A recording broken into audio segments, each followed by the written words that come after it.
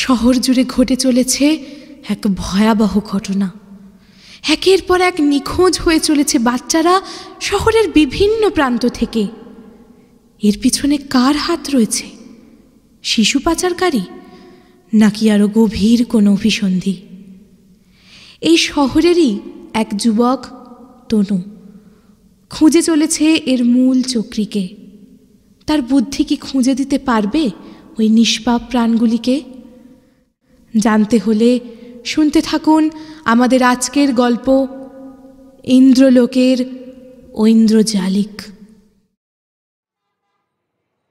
বস্তির কাছে একটা ছোট্ট একতলা বাড়িতে ভাড়া থাকে জগা আর ওর পরিবার। ছিমছাম বাড়ি, একটা শোয়ার ঘর, একটা বাথরুম আর একটা রান্নাঘর। কাঁদছিস কেন রে জগা? পিন্টু জিজ্ঞেস করলো। সত্যিই তো, দেখি জগা পাগলের মতো ফুঁপিয়ে ফুঁপিয়ে কাঁদছে। আমরা ওকে দেখে কেমন অস্বস্তিতে পড়ে গেলাম। জগা বিহারের বাসিন্দা, অনেককাল বাংলায় রয়েছে, তাই হিন্দি বাংলা মিশিয়ে বলল, বাবুজি, আমার বাবুকে পাওয়া যাচ্ছে না, আমার বাবু মিলছে না, আমার একমাত্র সন্তান। পুলিশে খবর দিয়েছিস? ডক্টর চাটুর্যে বললেন। হ্যাঁ সাবজি, আমি পুলিশকে সব জানিয়েছি, কিন্তু একদিন পেরিয়ে গেছে, আমার বাবু ফেরেনি। আমার বাবু। তনু দেখলাম জগার পাশে গিয়ে বসে ওর পিঠে হাত বুলিয়ে নরম গলায় বলল, চিন্তা করিস না রে জগা, সব ঠিক হয়ে যাবে। আচ্ছা, পুরো ঘটনাটা একবার খুলে বলতো। বলছি বাবু, সব বলছি। আমি, আমার বউ আর ছোট বাবু কাল সার্কাস দেখতে গিয়া থা, গ্রেট বেঙ্গলি সার্কাস। আমি অত ভালো বাংলা জানি না, লেকিন আমার বাবু খুব ভালো বাংলা জানে, তাই ওই বলছিল বাঙালিদের সার্কাস দেখতে যাবে। চৌরঙ্গিতে বসেছে সার্কাসটা, উহাতে দারুণ খেলা দেখাচ্ছিল। আমার বাবু ভীষণ খুশ থা। একদম শেষে এলো ইন্দ্রলৈকা ইন্দ্রজালিক, মিস্টার ভার্গব। উহার শোয়ের জন্য ভলেন্টিয়ার কা জরুরত থা, তাই আমার বাবুকে উনি ডাকলেন। কিতনা সুন্দর ম্যাজিক দিখায়া থা। বহুত রাত পর্যন্ত শো চলেছিল। हम लोग टैक्सी पकड़कर घर आ गया। सुबह उठ के देखा আমার বাবু গায়েব। ভাবলাম খেলতে গেছে, চলে আসবে, লেকিন सूरज डूबने की बाद भी जब वो এলো না, তখন আমি পুলিশে খবর দিলাম। আমার বাবু কাহা আছে কে জানে, মই না হলে ওকে ঘুম পাড়ানো যায় না। এরপরেই জগার কথাগুলো ভাঙাচোরা অসংলগ্ন হতে শুরু করে। বোঝা যায় যে ওর আর কিছু বলার মতন অবস্থা নেই। আমাদের সকলের মনটা খুব খারাপ হয়ে গেল। তবে তনু দেখলাম গম্ভীর হয়ে গেছে, মনে হয় কিছু যেন একটা ভাবছে। রাত তখন 12:30। আমরা বাড়ি ফিরছি। মাঝ রাস্তায় দেখলাম তনু হঠাৎ করে চমকে উঠল। মনে হলো ওর যেন কিছু একটা মনে পড়েছে। ও হঠাৎ করে বলে উঠল, আছে আছে, তন্ময় তরফদারের টেলিপ্যাথির জোর আছে। ইয়েস ইয়েস, তার মানে আমি ঠিকই আন্দাজ করেছি। আমি বললাম, ওরে তনু, পাগলা হয়ে গেলি নাকি? সোনার কেল্লার ডায়লগ ঝাড়ছিস, তাও ফেলু মিত্তির পেটেন্ট। তারপর ও শুধু আমাদের দিকে একগাল বড় হাসি নিয়ে তাকালো। তোর ঘরটাকে তো একদম শার্লক হোমসের ল্যাব বানিয়ে ফেলেছিস রে তনু। ডক্টর চাটুর্যে বললেন। সে আর বলতে, চারিদিকে নিউজ পেপার কাটিং ঝুলিতং, বিভিন্ন ম্যাগাজিনের পৃষ্ঠা মেলিতং, অটোগ্রাফ, ফটোগ্রাফ, হিস্টোগ্রাফ, কি নেই। ভালো করে লক্ষ্য করলাম যে ও ম্যাজিশিয়ান গুরমিত ভার্গবের জীবনের ওপর রিসার্চ করে ফেলেছে। একটা জিনিস ভালো করে ভেবে দেখ, যবে থেকে এই সার্কাসটা চালু হয়েছে তবে থেকেই একটা করে বাচ্চা উধা হচ্ছে, আর সবাই মোটামুটি ওই ভার্গবের শোয়ের ভলেন্টিয়ার। অতএব এবার আমাদের কি করণীয় তার বলতে লাগবে। আর কিচ্ছু বলতে লাগলো না। আমরা বুঝে গেলাম যে পরের দিন আমরা গ্রেট বেঙ্গলি সার্কাসে যাচ্ছি। দেখলাম তনু এসে টেবিল থেকে একটা ডার্ট তুলে সোজা ডার্ট বোর্ড লক্ষ্য করে ছুঁড়ল। বোর্ডের মাঝখানে যার ছবি ছিল, একদম অচুক নিশানায় তার কপালে গিয়ে লাগলো। ছবিটা ছিল গুরমিত ভার্গবের।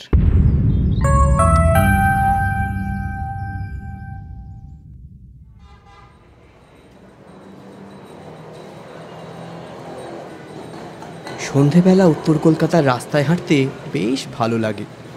সাবেকি কল্লোলিনী তিলোত্তমা আমাদের কলকাতা, বাঙালি আনায় ভরা। ইতিমধ্যেই আমরা চৌরঙ্গিতে এসে উপস্থিত হয়েছি। সন্ধে 7টা থেকে শো শুরু, এখন বাজে 6:30। দেখি তনু একটা ম্যাজিক ট্রিকের বই খুব মন দিয়ে পড়ছে। আমি বললাম, ওইটি কোথা হইতে জোগাড় করিয়াছেন? তনু বইটার থেকে মুখ না তুলে আঙুল দিয়ে কাছের একটা বুক স্টল দেখালো। 6:45 নাগাদ আমরা গিয়ে আমাদের বরাদ্দ সিটে বসলাম। তারপর শুরু হলো সার্কাসের খেলা দেখানো। কত হাতি, বাঘ, সিংহের খেলা, পালোয়ান পালক সিংয়ের খেলা। আর একদম শেষে এলেন মহাশয় গুরমিত ভার্গব, ওরফে ইন্দ্রলোকের ঐন্দ্রজালিক।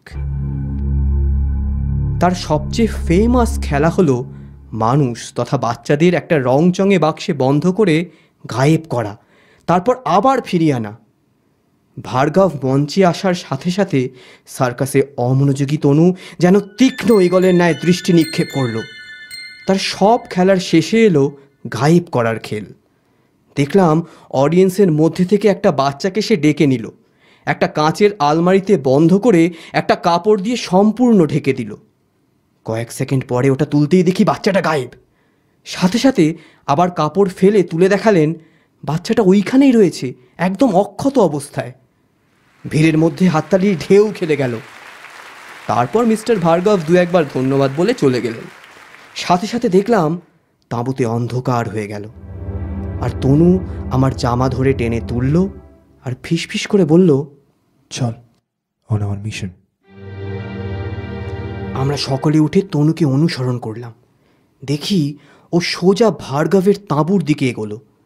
মাথার ওপর পূর্ণিমার চাঁদের আলো, বাকি সব অন্ধকার। ওনার তাঁবুতে গিয়ে দেখি কেউ নেই। কাকে চাই? পিছন থেকে একটা অদ্ভুত গলা আমাদের সম্বোধন করলো। চমকে গেছিলাম। পিছনে ফিরে দেখলাম একজন বয়স্ক ভদ্রলোক, সম্ভবত ইনি সার্কাসের মালিক।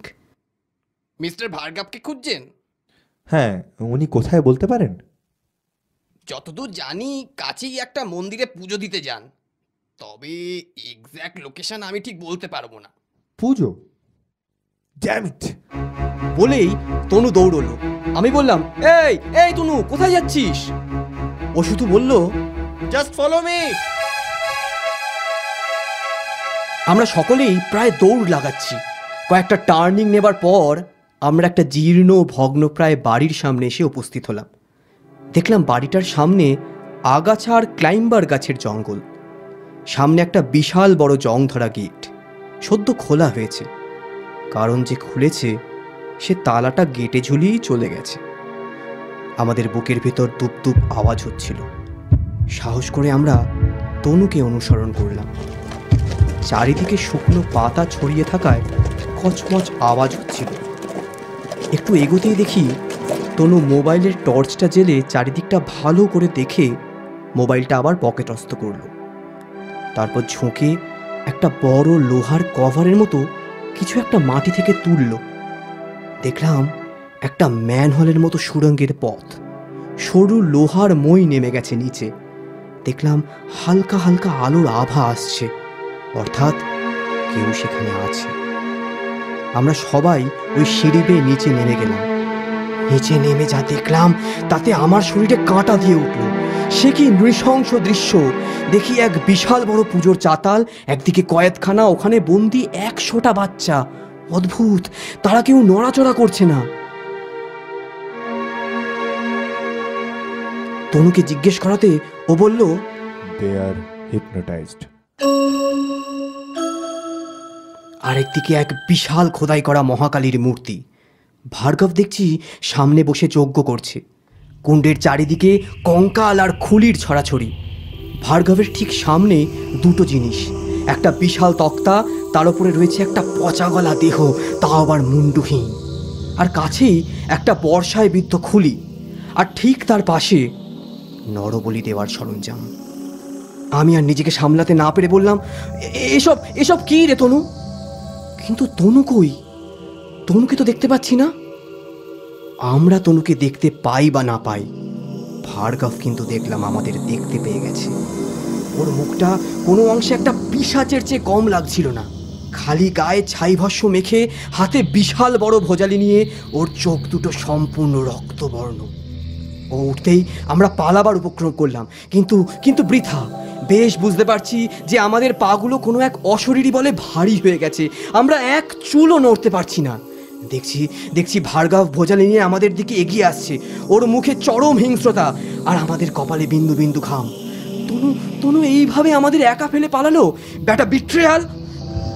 কিন্তু আমাদের বুক ধুকপুকানি কয়েকশো গুণ বেড়ে গেছে।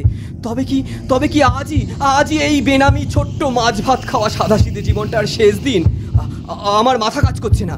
ভার্গব দেখলাম আমাদের সামনে উপস্থিত, যেন সাক্ষাৎ মৃত্যুদূত। দেখলাম আগে আমাকে লক্ষ্য করে ভোজালিটা শূন্যে তুলে নামাতে যাবে, অমনি আমার চোখের সামনে সম্পূর্ণ ব্ল্যাক আউট।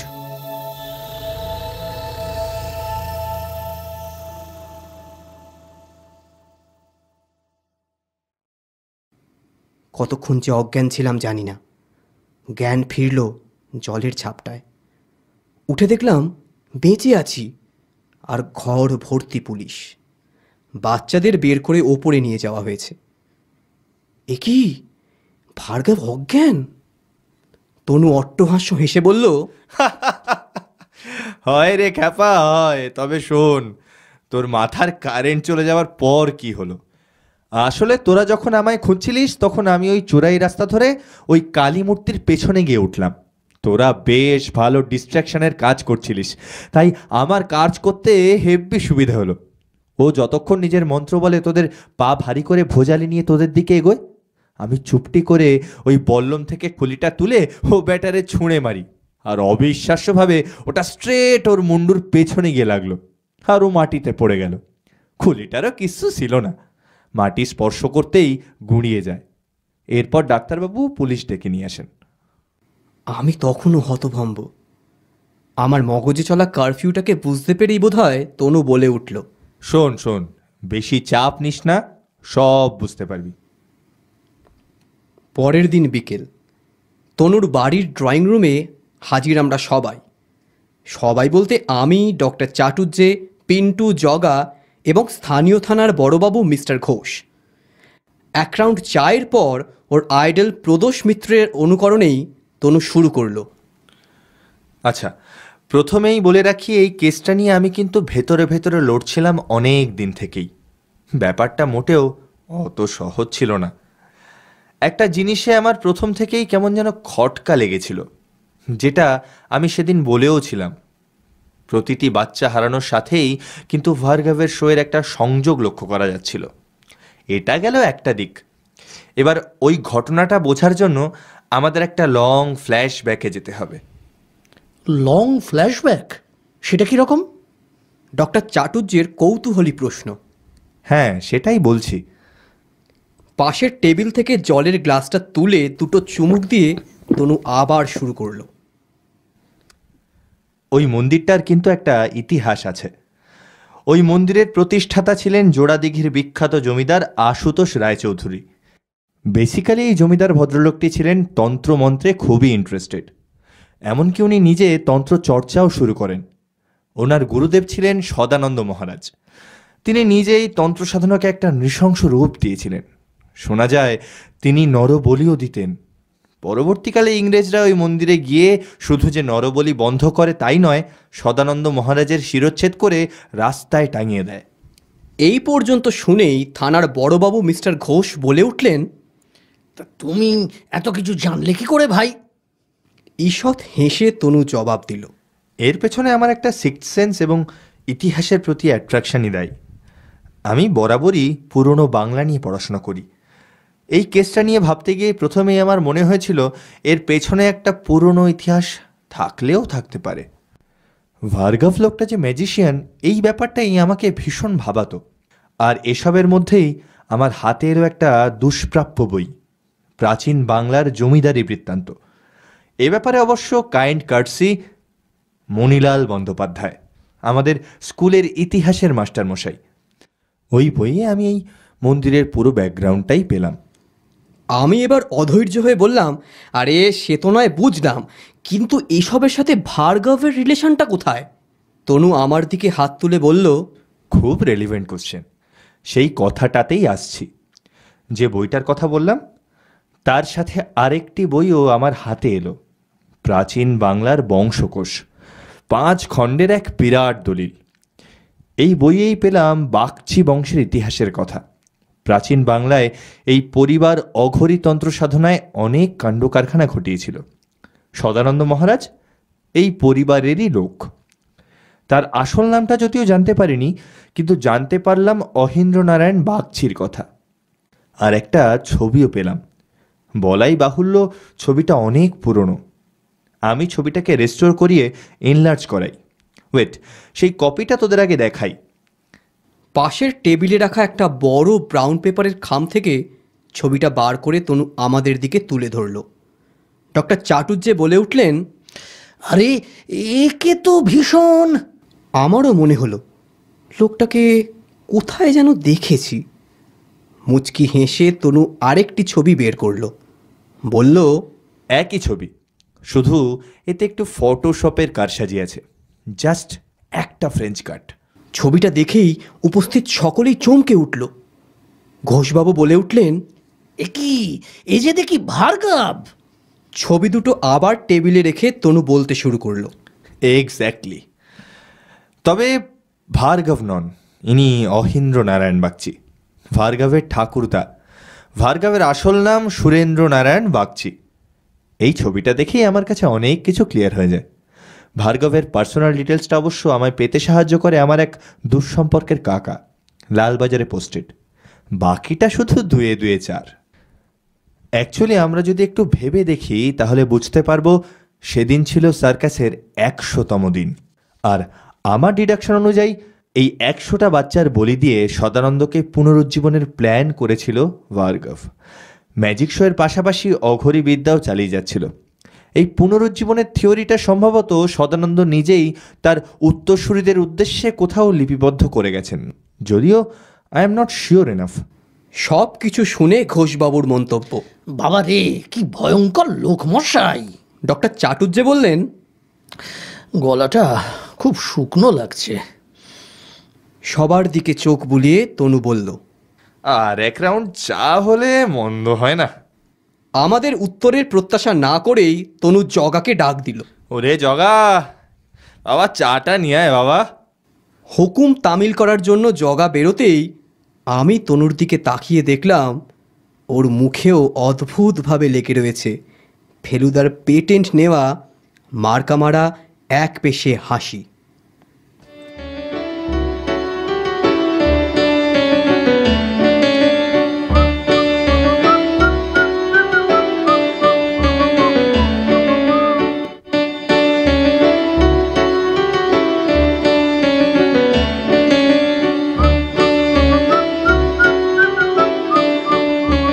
আপনারা শুনলেন আজকের গল্প ইন্দ্রলোকের ঐন্দ্রজালিক, রচয়িতা শতদল সেনগুপ্ত। গল্পের প্রথম প্রকাশ পথের সুজন মাসিক পত্রিকার গল্প সংকলন 33তম সংখ্যায়। গল্প পাঠে পিন্টু ও সার্কাস মালিকের চরিত্রে অরিত্র মুখার্জি, জগা ও তনুর চরিত্রে শঙ্খ বিশ্বাস, ডাক্তার ও মিস্টার ঘোষ অনুরাগ মিত্র। গল্পের আবহে ও স্পেশাল এফেক্টসে অনুরাগ মিত্র ও শঙ্খ বিশ্বাস, ইলাস্ট্রেশন সুরজিৎ মণ্ডল, সাউন্ড ডিজাইন শঙ্খ বিশ্বাস। আবার দেখা হচ্ছে আগামী পর্বে, সঙ্গে থাকুন। ভালো লাগলে লাইক, শেয়ার এবং সাবস্ক্রাইব করতে একদম ভুলবেন না কিন্তু।